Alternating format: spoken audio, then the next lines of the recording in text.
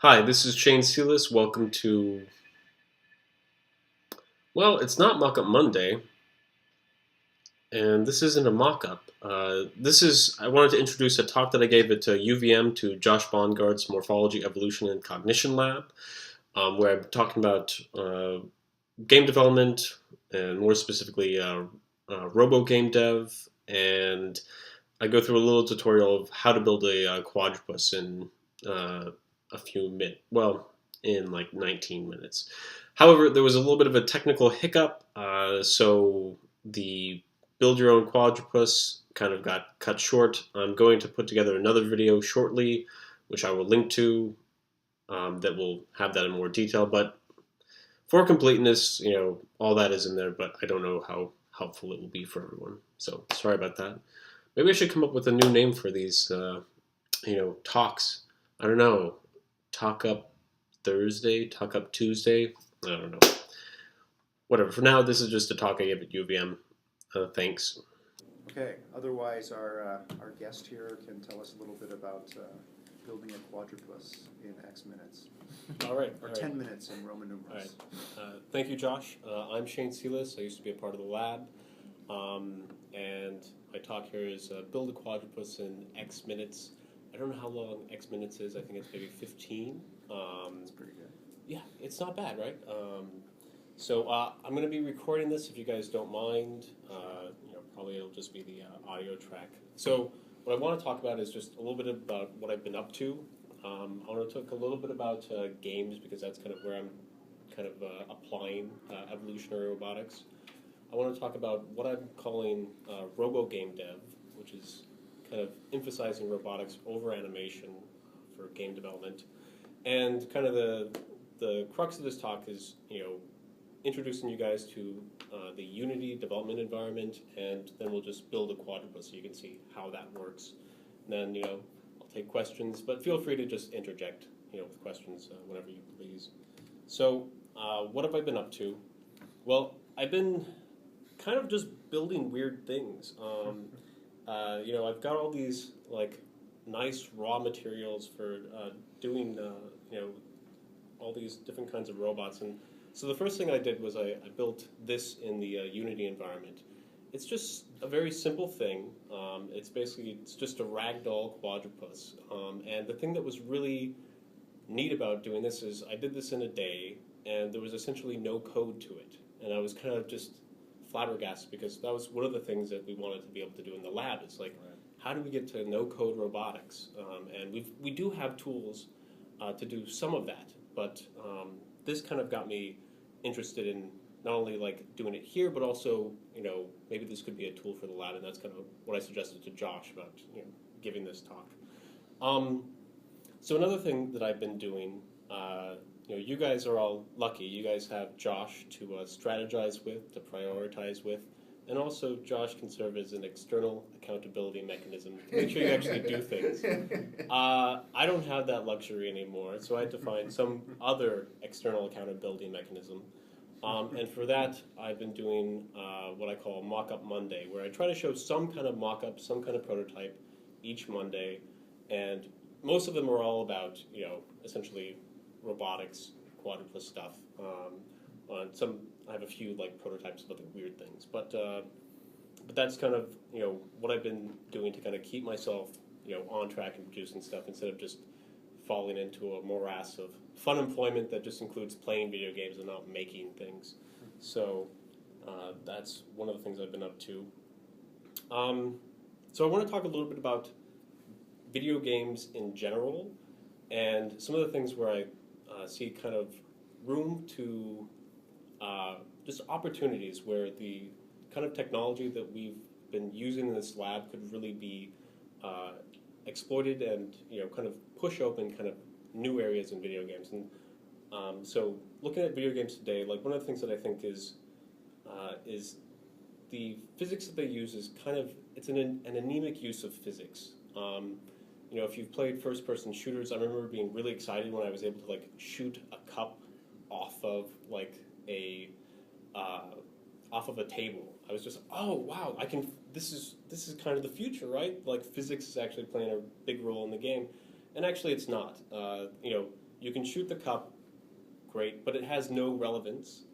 It doesn't do anything really. It's just kind of a graphical add-on. And the whole technology of the first-person shooters, like you see people running and stuff, and you're like, oh, that's cool. But really, there's nothing physically interesting about that. They're really just like an ellipsoid collision detector, on top of a terrain, and then they just change the animation when you run, right? Like it's not actually, there's nothing about the physics engine that's relevant there. The only case where you do actually get to see a little bit of like physics, on these bodies is the case where you have a ragdoll. So if you get shot and you're dead, then they'll just let you slump, and it's actually really cool. I remember when it first came out, I was like, wow, like these are animations that weren't handcrafted, that were, you actually get to see different kinds of things instead of just, oh, this loop is playing again because I'm shooting, this loop is playing again because I'm interacting with this object. Instead, you actually get to see like, oh, I've never seen the body splayed out like that. That's different. Did I tell you guys the story of my buddy Torsten Ryle? So he did his master's together with me at Sussex, and he went off and started his own games company in Oxford using the first generation of physics engines, and he was hired by a bunch of the big games company to put AI and physics into their games, and Torsten was bright. He said, the ragdoll, that's all we do, right?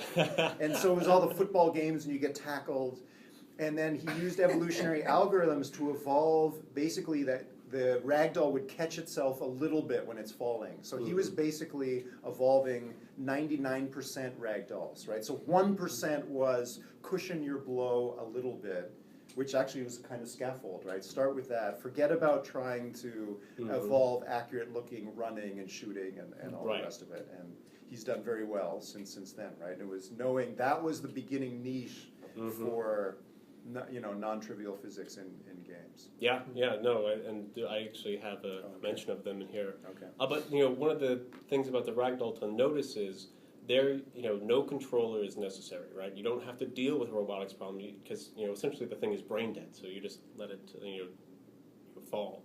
And just in games, there's a lot of reliance on animation. Basically, somebody has handcrafted the poses and what these things will do. And that's kind of something that I've been calling like an art tax. In these games, like in order to do these big games, you need to have this huge collection of people to actually produce all this art, all this animation, all these other things. And so some noteworthy games that I'm kind of putting up here is one is Minecraft, where you've got this dynamic editable environments. And the thing that I think is great about this is you've got novel environments. You can actually see environments that no human has ever seen before, thanks to procedural generation and basically different random number seeds. However, one thing I will say is that the agents, though, in these worlds are all fixed. You've seen one pig, you've seen them all. Another game that I think is noteworthy is Angry Birds. Now, you guys might have probably looked at this game and been like, that's it? That's all it took to create this multi-million-dollar empire. Because if you look at it in terms of the mechanics and the infrastructure, it's a 2D physics engine with the user doing the one mechanic of shooting a projectile over and over again, and it's kind of like, that's it. That's all it took. But the thing that I would say is worth emphasizing about this game is they got a lot of depth because they basically embraced the physics engines. The birds are basically just little circle collision objects, and even though the user is doing the same thing over and over again, every time they launch an object, it reacts differently with the environment. Having things collapse, having other reactions to that physics environment, and again, they were able to avoid the whole controller problem, right? It's just projectile motion. They put in the initial conditions, and then for the most part, it's free. It's free of user interaction with a few caveats for other special, like birds and things like that. So the thing that I'm kind of trying to emphasize is what I'm calling Robogamedev, which is basically that the physics engine gives you a lot of these free interactions that are just there to be exploited.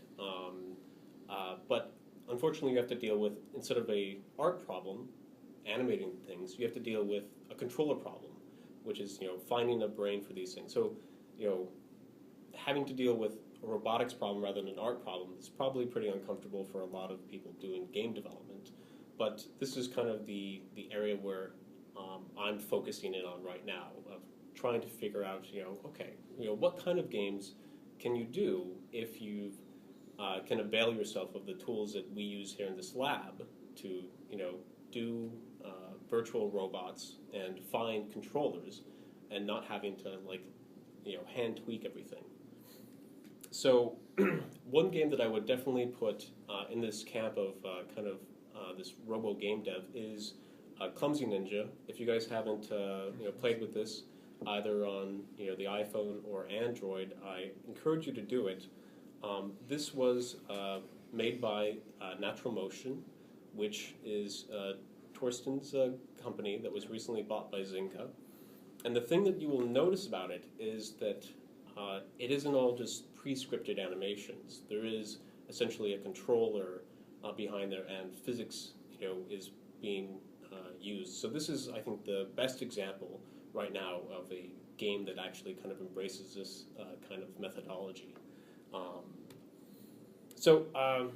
Just one further example to kind of emphasize this difference between regular game dev and Robogamedev is I made this Quadrapus shoot 'em up kind of thing where you just have a bunch of quadrupeds and you can basically shoot them. The special point is that if you shoot a limb, it disables that limb. So the brain no longer controls that limb. And just to give you an example of how this would compare if you were to try to naively animate this kind of a thing, there's two states, basically the limb is active or inactive, there's 8 leg segments. So if you were to naively animate it, you would have some 256 different complete, Quadrapus animations. And for the most part, the animators only want to create 1, maybe 2, of these animations if they can, get away with it. And that's why, you see a lot of cases where, oh, we'll just use a health bar, so that way we can kind of hide this binary state, with, having these degrees of, of health. Isn't there symmetry here? I mean, There is symmetry, but there's actually less than you think. Oh, really? I mean, you're right, because if you do if you do one proximal leg, that counts for 4. If you can rotate it 2 proximal legs, that counts for another 4. Right. But there is symmetry that you can exploit. But it's still gonna. Once you start actually getting to 3 of the legs are sort of done, but there's another. It still is. It's a lot of work. Gotcha. But I should come up with what that number is if you're smart about it and you exploit the symmetries. So the development environment that I've been using is called Unity. It's cross-platform. It's more cross-platform than anything I've seen. So the development environment works on Mac, Windows, and PC. It exports to Mac, Windows, PC, iOS, Android, Xbox, PlayStation. The only kind of hitch right now is the web. So right now it exports to basically a Unity plugin, which is again trying to get over that whole plugin barrier is a big deal. The next version of it will export to a native web format, so no plugin will be required. It supports both C# and JavaScript and some other languages too. It uses the Mono Common Language runtime. And I don't know whether or not to position this, for research or for teaching yet. Probably if you were to kind of try to pin me down, I would say on the teaching aspect, just because I think it really could lower the bar in terms of who it is that you could expose this to and kind of expect them to have succeed with it. Okay, so fun part. Okay, so now we're actually going to build a Quadrapus, and I'm going to actually time this because I want to know what that x is. 1 second. Okay. So, and this will cover essentially the evolution robotics assignments that Josh has put together of number 4 through 7. All right. So, all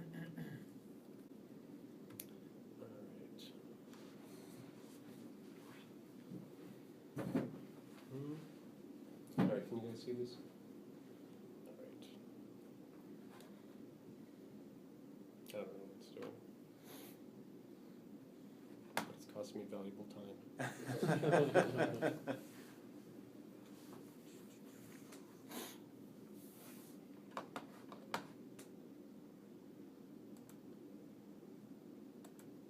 Well, Unity, you're not helping yourself here, are you?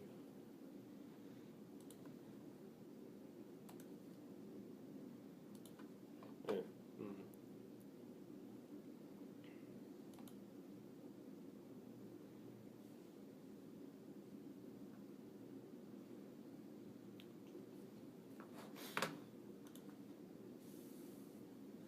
The bullet simulation that's running in my office is emitting a dampening field. It knows that you're trying to put it out of business. Oh, let's see. Ignore. Okay.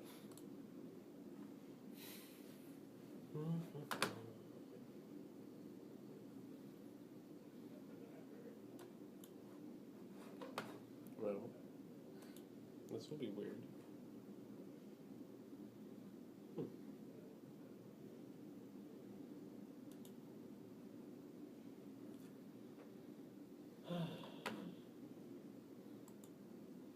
This is an issue I've not seen before. It just refuses to do anything. Yeah.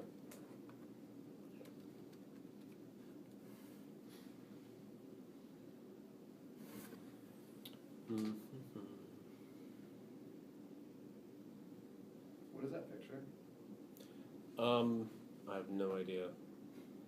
Looks like Came. Utah. What is it? Zion National Park. Oh. Looks like something like that. All right. The only thing I can think is I tried to clean this desktop up,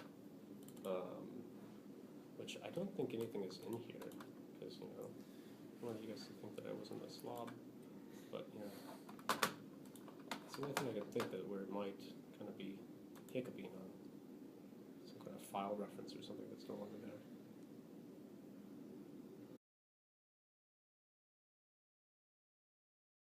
This one Don't stops the restart. second one. No. Okay. All right. All right. Well, we're gonna try this again. Okay. Okay. All right. So. All right. We're untitled. Okay. Starting the timer now. All right. So this is the Unity environment. I'm just gonna hit play. This basically runs whatever it is that's there. There's nothing there right now. There are these two different things. There's the scene and basically what the what the application actually kind of looks like. I'm just going to split them so you can see them both. What I'm going to do is just throw in, actually I don't want a sphere, I want a cube. So I'm just putting a sphere, a cube into the scene, and where's my camera? So in here I can kind of like treat this like a regular, 3D environment that I can edit and move stuff around. So I'm going to just move my cube to the origin. Okay, and here you can see, it on the camera as well. So the There's camera is looking at the origin? Right, so the camera's looking at the origin, and there is just my little cube. And let me see, I'm just going to focus in on this cube, and I can move this, up or down. You can't see any kind of definition here because there's no light source, so I'm just going to throw a light source in there. Just do a point light. So, and the nice thing is, so I can move these things around by the in a particular direction on the axis. Also, you can see here I can edit, the position or the orientation that it is. Basically, just by playing around with these over here. But it's nice that you can just also just do this graphically. You don't have to try to figure it out on graph paper and then deal with it. So Let's see, what I'm going to do with this is, so right now when I hit play, so this is kind of the loop for the simulation. You know, you edit stuff, and then you hit play, and then you get to see it run. Nothing happens, because this this cube is, isn't a physics object. So what we're going to do is we're just going to add a component to it. We're going to make it a rigid body. It's under the force of gravity, it has mass here, and now if we hit play, it drops. Doesn't drop onto anything because there's nothing there now. So I'm going to make another cube and just make a ground object. So I'm just going to make it 100 by 100 and small. And let's see, I've obscured my cube. My cube is underneath the ground. Just going to pop it on top. And now we're going to play again. So there it falls and it sits on top of the ground. Great. No biggie. So now let's actually make this into a quadrupus. So it collides with the ground even though you didn't make the ground a physics object. So the cubes are automatically, they have this box collider object. Okay. But you can turn this on and off. So here, and let me relabel this So too. collision is sort of separate Floor from and gravity and stuff. yeah. So Which you it can isn't- actually we- change yeah. the either if it's being rendered or if it's colliding. So I can take off the collider, and it slips through. Which is the same in Bullet, actually, right? It is. They're all, the collision and geometry is separate from the physics, right. but it's cleaner. Yeah, okay. So I have this cube, and I'm just gonna flatten it out some. So here we go. Just changed it a little bit. Now let's go ahead and add another cube. And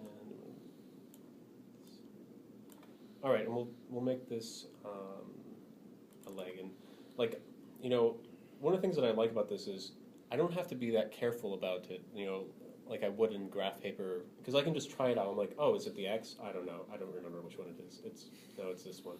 Okay, it's the X. That's what I wanted. So that kind of feature is nice. It's much closer to kind of a direct manipulation. You can also jump back and forth between these Oh, that's nice. different perspectives, so you can kind of get your thing the way you want it. Let's see.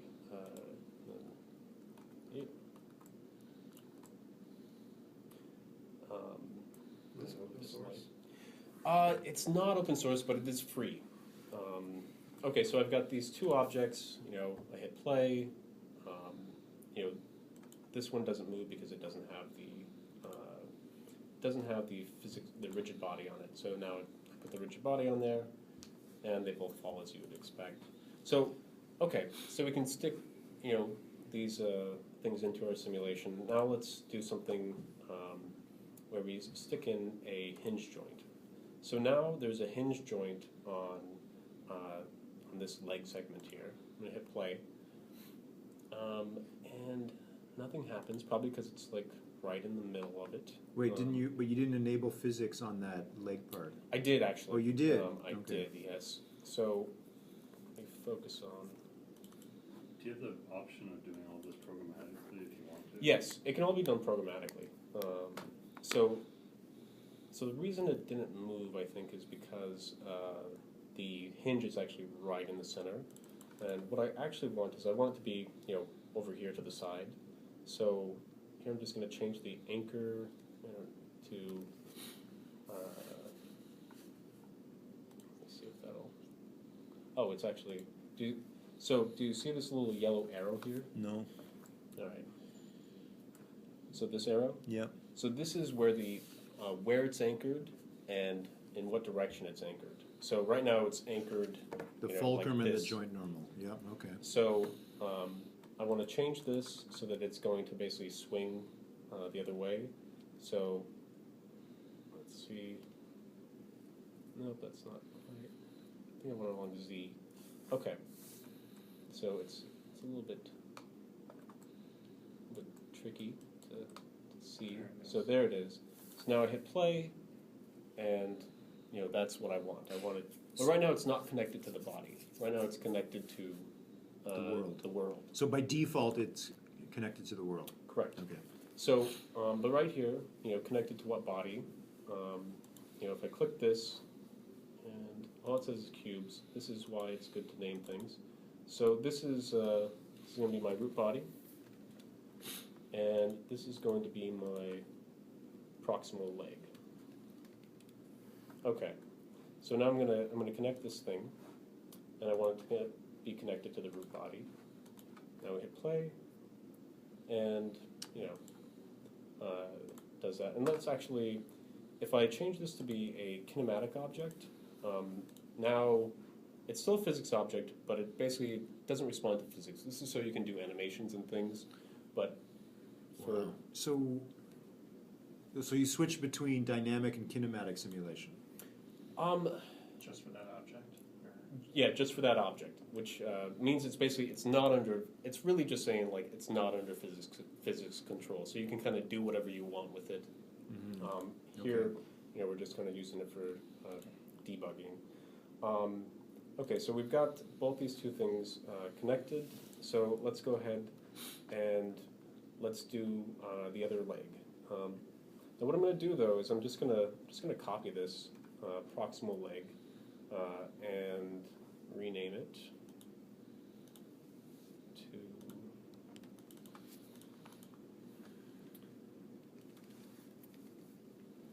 distal leg, and I'm going to rotate it along the Z.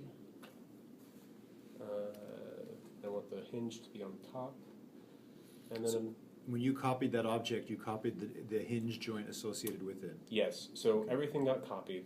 So right now the hinge joint is actually connected to the root body. And I see. let's see. Even though it's not touching it, like physically? Even though it's not touching it, right? Which is a standard thing. You can have that happen. So it doesn't work the way we want it to, but that's okay. Here we just change it to the proximal leg, and now we hit play. That's what we want. Yeah. Okay, great. Okay, now the nice thing that we can do is we can basically form hierarchies of these objects so that we can manipulate them together. And so what I'm going to do is I'm just going to copy this 3 times. And I'm just going to go through and essentially rotate this. So I'm just making the other legs. And they're all connected kind of, the way that I want.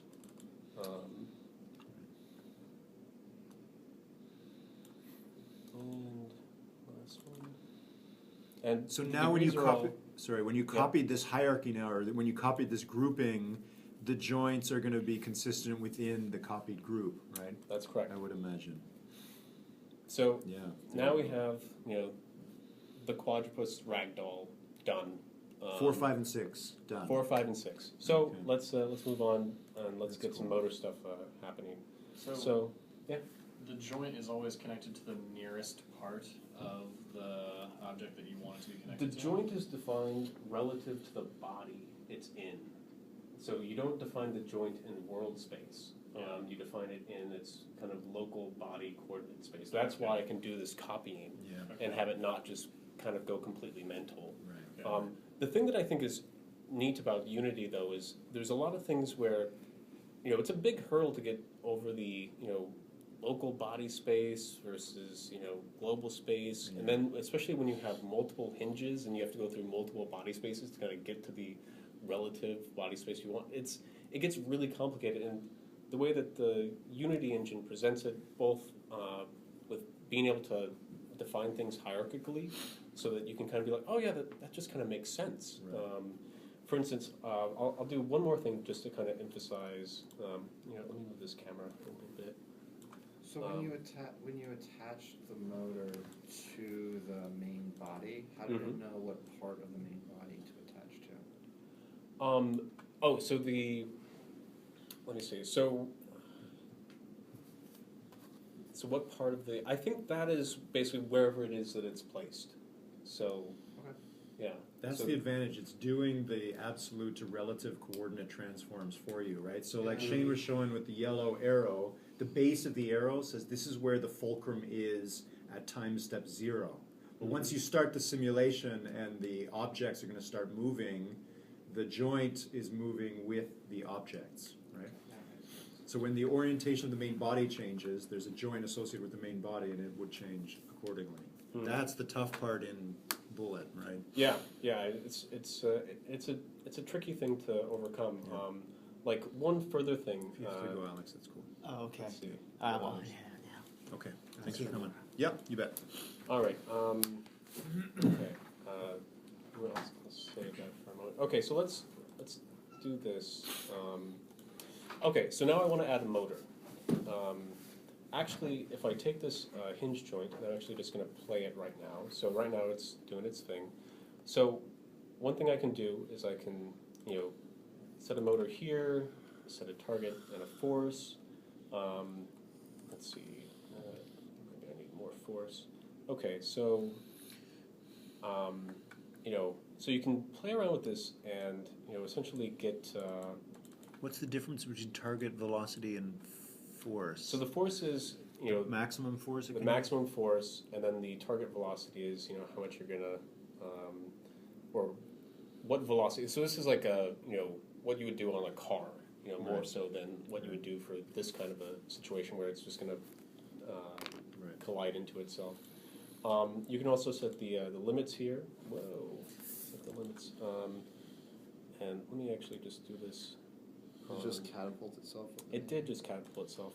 And I'm just going to set it on all of them. So we'll do the negative 45 to 45. So, right, That's the tough part in Bullet. right, yeah. But what we want more often than not is we want a spring, or at least what Unity calls a spring. So here, when I go 45, then let's see, and I can change this target position. Here I can play with it, so I can kind of see like, whatever. But it's nice to be able to actually be able to inspect both values and actually play with, what it's doing. So you can have a pure ragdoll. You can have a ragdoll with springs. Mm-hmm. You can have a motorized thing. Can you add the motors and springs together? I don't know how it responds when you do both motors and springs. Okay. I mean, but At least we can try it. So I don't know how it decides Right. how to. But it is somehow trying to combine them. It is Okay. trying to combine them. Now, also the changes that I make here when I'm doing this in play mode don't actually stick. So you can kind of play around freely. So what I'm going to do now is I'm going to add a random brain to this. So we're going to say new component, new script. We're going to call this Twitchy, and we can do this in C# or JavaScript. Let's just do JavaScript.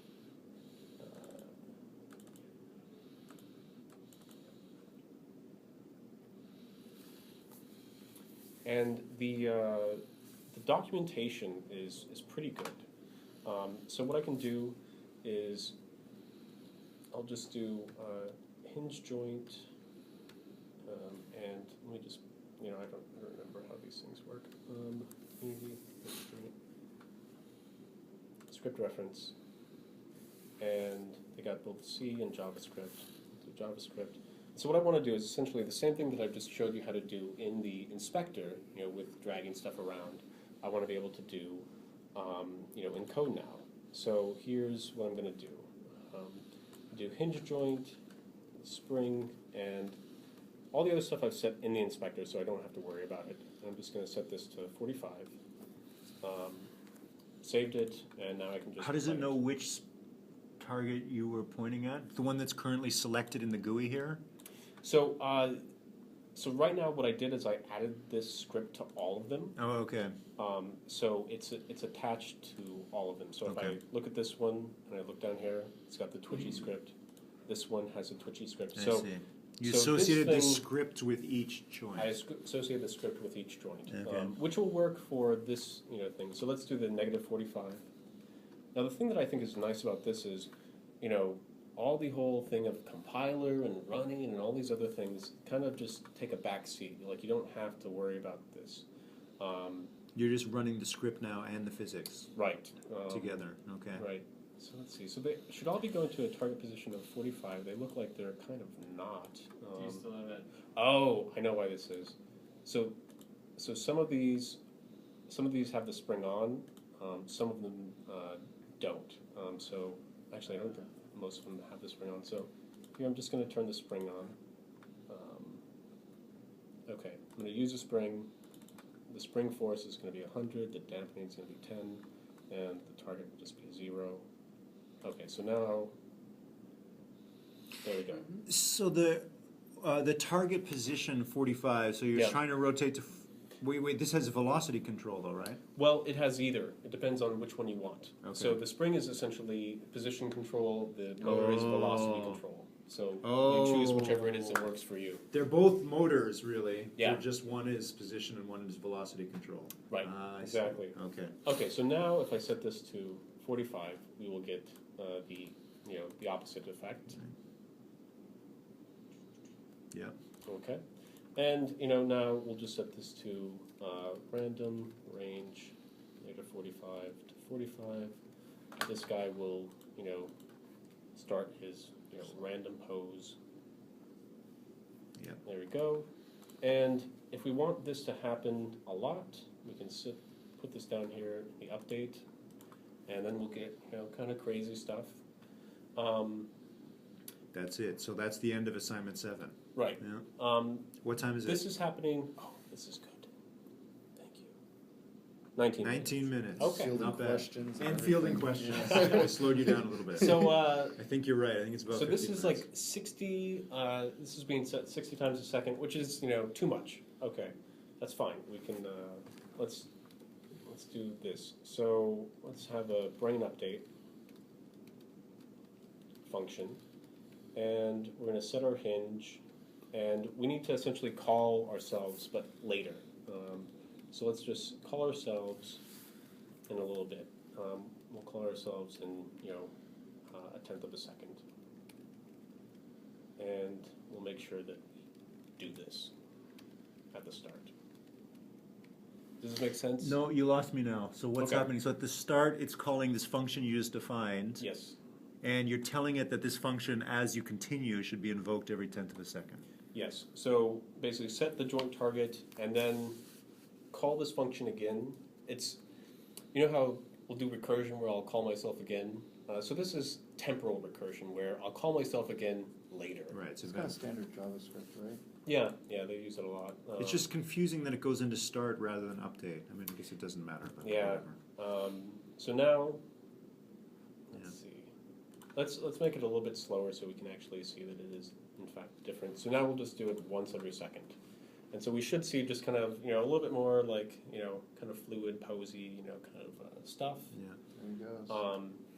And so there you go. Nice. There's your Quadrapus exercise. Cool. Done.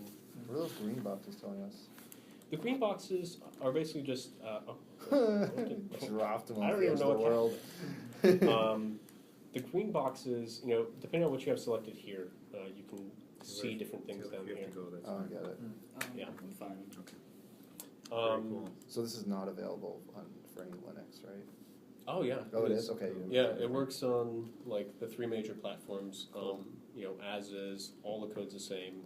Cool. Which is it's really nice. It gets you out of the whole platform Right. specific headache. And you just download this like binary. Yeah, and you just install download Yeah. it. So let's see. There's And then you just put textures on everything, I guess, to make it pretty. And Yeah, that's another thing that's actually pretty nice is you can just you can let's see blah. is, there's all this stuff that, you don't want to bother trying to do. Does it cross compile? It does, yeah. So let's see. So this is, once you got something like this going, you can then do, let's see.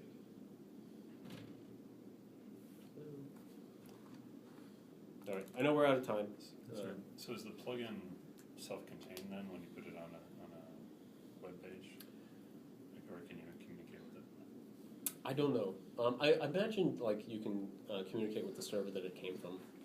That would be kind of a standard thing. But you do have to have like them install a plugin. So if you do this programmatically, so if you built the robot in code, Yeah. you'd still be dealing with absolute coordinates, right? You'd say create an object of this size and move it along X by this amount.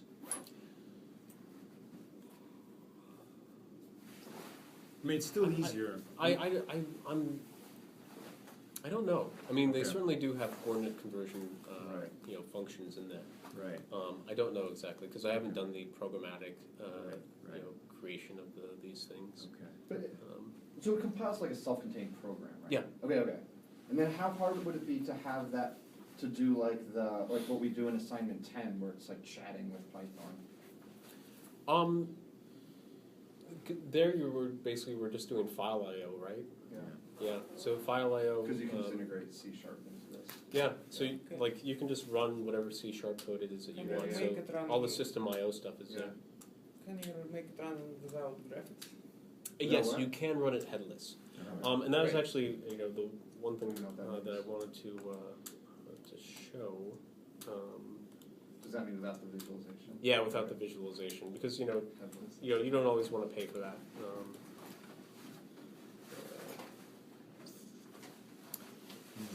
One last question. Yeah. Who are the heroes who wrote that? So okay, this is the thing that I wanted to show. So this is with code in there where we're actually now evolving the brain. Okay. So let's see. Now the thing that I wanted to show was there's actually a nice little trick in here. Project settings, time. Because we don't want to watch this happen, and they have a fixed time step for the physics engine, and they have a larger time step that they'll allow because for the most part games don't care. But here we can manipulate this time scale to be like, I just don't care. Go as it's- fast as you can. Right. This is the same kind of trick that Josh and I have used for like, do we really need to like make it headless, or can we just like throw out all the frames and then get there kind of with the code that we have? So you can have So it do that. where is the evolutionary algorithm being run? Did you do that like creating a JavaScript. script? Yeah. So this is a basically a C# library for the it's doing NEAT actually, CPPNs, making neural networks, and it's being evolved to, I think move in one direction. And it's running in essentially a separate thread. So the GA is in one thread, and then this thing is How many lines of code is that? Well, the library is big. But I didn't write the library. Oh, you're using CPP and NEAT from Stanley's group. Oh, Yeah, oh, yeah. oh, I see. Lines of code. Okay. What's that? You probably just wrote a couple lines of code. Yeah, Yeah. it's tricky because both of them want control. Right. So this is the thing about Unity that is a big difference from it in Bullet. So Bullet is a library. You've got your hands wrapped around it. The interface is its API, and you tell it when to step and when not to step. You're in control of the main loop. Here, you're not in control of the main loop. You're giving that up. So it calls the shots, and it's got lots of ways for you to plug into it, and set up where it is that you want it to call you. But Which is the way that we do it for those of you that take the next step and throw away the Python and incorporate the evolutionary algorithm into C in Bullet or ODE, that you have the main loop running and it periodically says, is the robot done? If so, grab the fitness and send it to the GA. So the GA is sitting and waiting for the loop, right? So the loop Yeah. is in control. So that's basically what you're doing here, Mm-hmm. right? Okay. Yeah. All right. So that's fine. Yeah. So I mean, you have some control of the physics engine. Like you can say, stop, by saying putting the time scale to 0. But it is, it's a different setup. Unity's around you, whereas like Bullet is, here, for you to do whatever you want with. Cool. So Okay. there it is. Okay. So if we wanted to investigate more, it might be worthwhile for someone to sit down and try and redo the 10 assignments in, Yeah, or, I mean, to write them up in Unity, or at least do the. Yeah, 74 I mean, and I think the that would, it would open up, being able to like kind of get over this big hurdle of making a robot, like going through this big abstract, layer of normals and positions and globals and But I think you're still orientations. going to have to do that if you do it Mhm. programmatically, right? Yes. You Yes. can't get away. You might be able to get away from relative coordinates, but not absolute and all that. Yeah, no, I think if you do it programmatically, you're Yeah. in the same boat as before. Okay. Okay. Still let students spend more brain power on phenotype versus genotype, Then- and different then the evolutionary nuts and bolts of algorithms, physics and- engines. Yeah. Yeah. Yeah. So- Okay. Cool. Wow. Very nice. Very nice. Right. All right. Thanks, Shane. Yeah. If people have other questions, by all means. I have a stay. question for you, Shane. Yeah, what's up? It's completely not related to this. That's Have all you right. ever done Thanks. raycast sensors in Bullet? Yes. How'd you do it? I don't know. I grabbed some example code somewhere and modified it. Okay, I'll try Yeah. to do the same thing. Yeah. We'll see it, do Indian sometime. Okay. Sounds good. Yeah, and this is super cool. I'm Alright, gonna thank you. download this and give it a shot. Yeah, it's the first game thing that they have, their example is ridiculously complicated, and I opened it up a few times and was like, Starts this scaring is you too away." much. I don't want to deal with this. Like I can't do this. But I found a tutorial which had you start from scratch, which is what I did with you guys. Yeah. And I was like, okay, this Add a is box. This could be good. Okay. So Dave's going to try and redo some of the minimal simulation to physics engine stuff you were Oh, cool. working on. So maybe we should try it Bullet. Maybe this is a good. Try it in Unity. Or Unity, not Bullet. Yeah. Maybe. Yeah. I don't know, see I what mean, the ability to just put out, export like an executable or whatever is a nice thing. All right, that's it. Thanks for watching.